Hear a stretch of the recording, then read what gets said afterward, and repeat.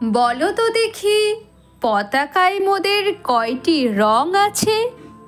শিক্ষক এসে শুধালেন হেসে দ্বিতীয় শ্রেণীর কাছে।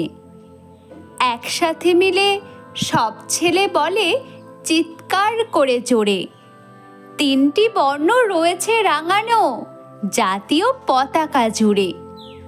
শ্রেণীর পিছনে বেঞ্চের কোণে শিশু ছিল এক বসে।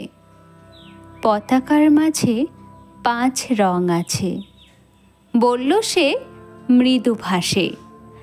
কথা তার শুনে বাকি শিশুগণে হেসে খায় লুটোপুটি।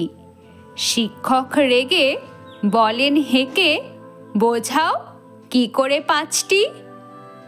মাথা নিচু করে ভয়ার্ত স্বরে সরল শিশুটি বলে, উপরে গেরুয়া, মাঝখানে সাদা, সবুজ আছে তার তলে, আর আছে আঁকা গোলাকার চাকা, নীল রং আছে এতে।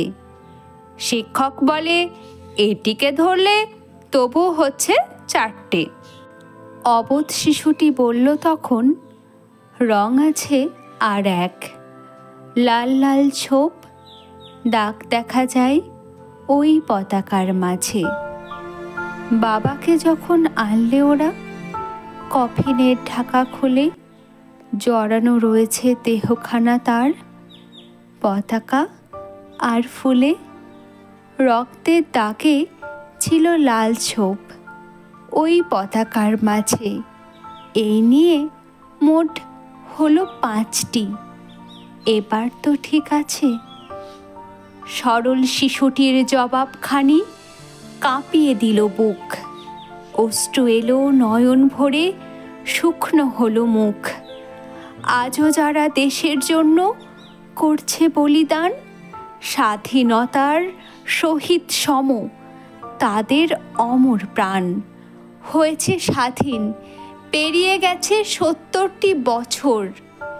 দেশ বাঁচাতে যাচ্ছে যে প্রাণ, রাখছি কি তার খবর?